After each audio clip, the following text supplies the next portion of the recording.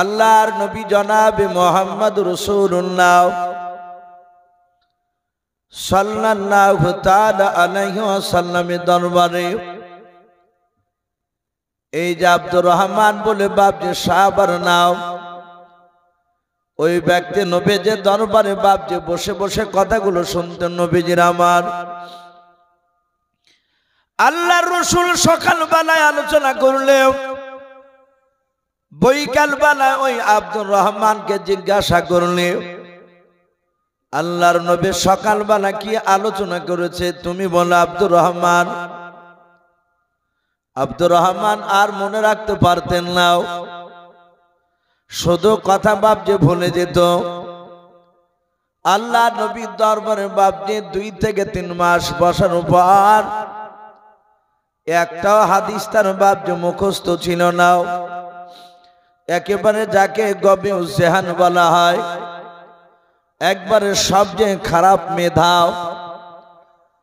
স্মরণ শক্তি একেবারে ছিল না।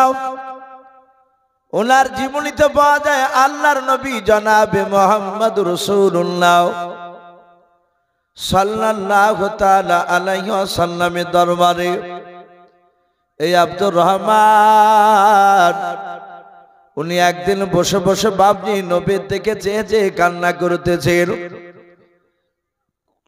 আল্লাহর নবী সাহাবাদেরকে এত ভালোবাসতেন, সাহাবারা নবীজির চেহারার দিকে চেয়ে চেয়ে বাপ যে কথাগুলো শুনতেন।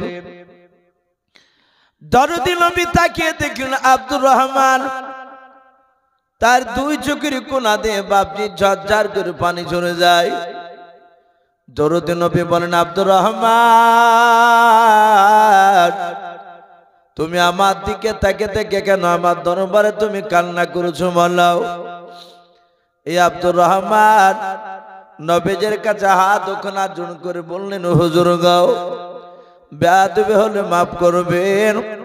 আগো নবী আপনার দরবারে বসে থাকলে আপনার কথাগুলো শোনার পর 1 ঘন্টা 2 ঘন্টার পর ওই কথাগুলো জিজ্ঞাসা করলে আমার একটা কথা মনে থাকে না। নবী গো এই জন্য আমি আপনার দরবারে কান্না করতেছি। আল্লাহ রাসূল বলেন আব্দুর রহমান শুনে না তুমি আমার কাছাকাছি চলে এসো। আব্দুর রহমান নবীজির কাছাকাছি চলে গেলেন। আল্লাহর নবীজির মাথায় বাপ যে পাগড়ি খানা ছিল, ওই পাগড়ি খুলে বিশ্ব নবীজির সামনে রেখে দিও। আরবিতে বাপজি এই আঙুলটাকে শাহাদাত আঙুল বলা হয়। এই আঙুলটা নিয়ে আল্লাহর নবীজি 2টা দাগ টেনে দিলেন। ওই রুমালের উপরে পাগড়ির উপরে নবী আমার দাগ টেনে দিয়ে বলেন আব্দুর রহমান আর তুমি কান্না করো না, এই রুমালটা পাগড়িটা আমার নাও, নিয়ে তোমার বুকের সাথে রুমালটা পাগড়িটা একটু চেপে ধরাও। আব্দুর রহমান রুমালটা পাগড়িটা নিয়ে বাপ যে চেপে ধরলেন, গালে মুখে বাপ যে একটু চুমা দিয়ে দিলেন। আল্লাহর নবী জনাবে মুহাম্মদ রাসূলুল্লাহ সাল্লাল্লাহু তাআলা আলাইহি ওয়াসাল্লামের সাহাবা এই আব্দুর রহমান উনি বলেন সেই দিন থেকে খোদার কসম করে বলি আমার ইন্তেকাল করার আগ পর্যন্ত নবীজির যত কথাগুলো আমার রাসূল আমার সামনে আলোচনা করতেন আমি একটা হাদিসও ভুলতাম না। বলুন সুবহানাল্লাহ। বুখারী শরীফে বাপজি যত সাহাবা রয়েছে সব সাহাবার মধ্যে থেকে বাপজি এই আব্দুর রহমানের হাদিস 5000-এরও বেশি ছিল। বলুন আলহামদুলিল্লাহ। এই সে আব্দুর রহমান, তাহলে ইনার নামটা আবু হুরায়রা হলো কি করে? হাদিসে বাপজি পাওয়া যায় এই আব্দুর রহমান তিনি বিড়ালের বাচ্চাকে খুব ভালোবাসতেন। বিড়ালকে আরবিতে বিড়ালকে বাপজি হিররাতুন বলা হয়। যে বিড়াল আমাদের বাড়িতে ঢুকলে আমরা অনেক সময় তাড়াতাড়ি করি, আবার দেখা যায় আমাদের মুসলমান ঘরের ছেলেরা অমুসলিমরা তো করি অমুসলিমরা তো করি, আমাদের মুসলমান ছেলেরাও বাপজি মানুষের মুখে মুখে শুনিয়ে শুনিয়ে 2 চাকা 4 চাকা বাপজি রাস্তা দিয়ে চালিয়ে গেলে বিড়াল যদি এপার থেকে ওই পারে যায় কিংবা ওই পার থেকে এপারে আসছে রাস্তা, আমাদের মুসলমান ঘরের ছেলে ড্রাইভাররা চেষ্টা করে ওই বিড়ালের বাচ্চাটাকে চাপা দিয়ে মেরে ফেলা। রাস্তায় যদি দেখে বিড়াল, অনেক রাস্তা পড়ে আছে, বিড়ালটা হয়তো ডান দিকে রাস্তার এক সাইডে দাঁড়িয়ে আছে, এই গাড়িকে এমন করে ব্রেক করে নিয়ে যাবে যেন বিড়ালটা চাপা লেগে মারা যায়। ওই ড্রাইভারের ব্রেনে ঢুকে গিয়েছে যে বিড়ালটা কুপায়া সুপায়া নয়, রাস্তার ওই পার থেকে এপারে আসলে আমাদের বিপদ ঘনিয়ে আসবে। বলুন আস্তাগফিরুল্লাহ।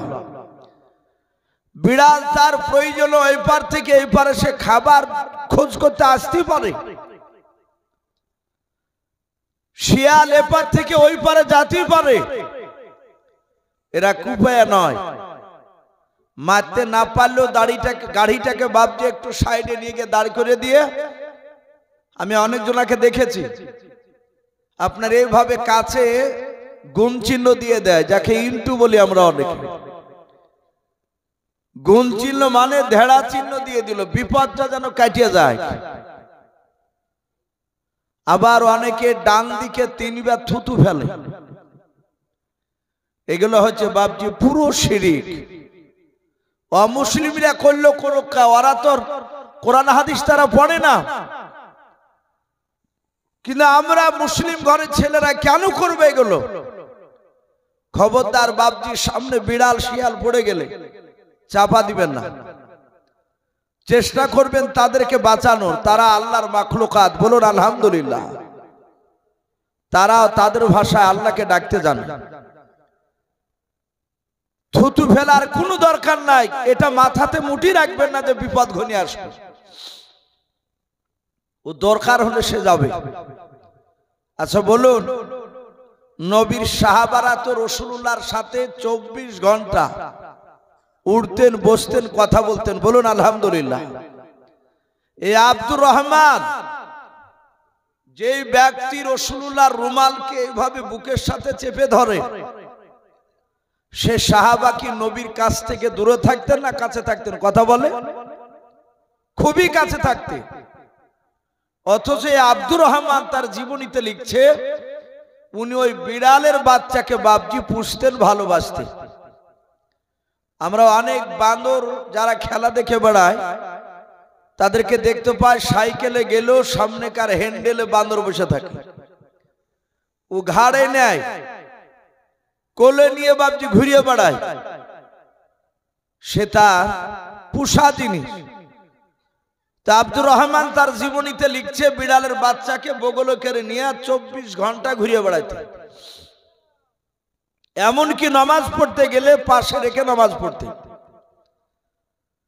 তাফসীরে এসেছে বিড়ালের বাচ্চাকে এভাবে বগলে নিয়ে চলাফেরা করাতে, এই চাপিয়ে ধরে থাকাতে বিড়ালের গায়ে ঘষ্টল লেগে বাপজি জায়গাটা তেল তেলে হয়ে থাকতো, বিড়াল পশম বাড়াতো না। একদিন আব্দুর রহমান বিড়ালের বাচ্চাটা বগলে করে নিয়ে গিয়ে মসজিদে নববীতে গিয়েছে নামাজ পড়ার জন্য। হাইয়া আলাস সালাহ, হাইয়া আলাল ফালাহ। সাহাবাদের কানে মাইকের আওয়াজ, তখন তো মাইক ছিল না, তখন সাহাবারা মুখে আজান দিতে। আজান বাপজি তাদের কানে চলে গেলে তারা জামাত ধরার জন্য বাপজি যেখানে থাকতেন চলে আসতেন, বলুন সুবহানাল্লাহ। আব্দুর রহমান চলে এসেছে, বিড়ালের বাচ্চাটা রেখে দিয়ে তিনি বদনা থেকে পানি নিয়েছেন। তখন বদনা ছিল, এখন বদনা সিস্টেম আর নাই মসজিদে, এখন তো সব মসজিদে ট্যাপ সিস্টেম হয়েছে। তা আব্দুর রহমান তিনি অজু বানাচ্ছে, আর বিড়ালটা ছিল বাপজি পিপাসিত অবস্থায়।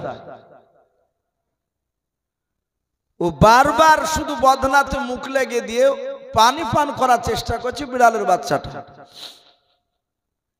রাসূলুল্লাহ মসজিদে নববীতে বাপজি দরজার গুড়িতে বসে বসে দৃশ্যখানা দেখছিলেন।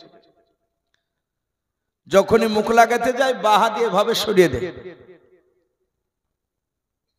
ঠিক আব্দুর রহমানের কোহিনা পর্যন্ত ধোয়া হয়ে গেছে হাত, 6-7 বার সরে দিয়েছে তো শুনে না। আব্দুর রহমান বদনাটাকে এভাবে নিচু করে ধরে বলছে লেখা লেখা। বিড়ালের বাচ্চাটা তৃপ্তি সহকারে পানি পান করলো। রাসূলুল্লাহ পেছন দিক থেকে মুচকে মুচকে হাসছে। নবী অমনি বললেন, এই আবু হুরায়রা। তাহলে ওর নাম আবু হুরায়রা আগে ছিল না, ওর নাম ছিল আব্দুর রহমান। নবী বললেন, এই আবু হুরায়রা, এই বিড়ালের বাপ, বলুন আলহামদুলিল্লাহ। সারা পৃথিবীর উলামারা আজও পর্যন্ত আব্দুর রহমানের নামটা খুব কমই আলোচনা করে। আলেমরা জানে না তা নয়, জানে, কিন্তু সাধারণ মানুষ অনেকের বাপজি এই নামটা মনে থাকে না। কিন্তু আবু হুরায়রা বলে বাপজি সবাই জানি আমরা। এই লাকাব রাসূলুল্লাহ মুখ দিয়ে বের করেছিলেন। পৃথিবীর বেটা আজ পর্যন্ত বাপজি কেউ কাটতে পারে না। এই বেঈমান আবু জেহেল, এরও নাম বাপজি হাদিসে লিখেছে, তার আসল নাম ছিল আমর ইবনে হিশাম। কি নাম বললাম একটু জোরে বলে? আমর ইবনে হিশাম। এটা আবু জেহেলের আসল নাম। কিন্তু মক্কার লোকেরা আবু জেহেলকে আমর ইবনে হিশাম, হিশামের বেটা আমর বলে ডাকতো না। আবু জেহেলের প্রচন্ড মেধা ছিল, সেই জামানায় উচ্চ শিক্ষায় শিক্ষিত ব্যক্তি ছিল, সে মূর্খ ছিল না।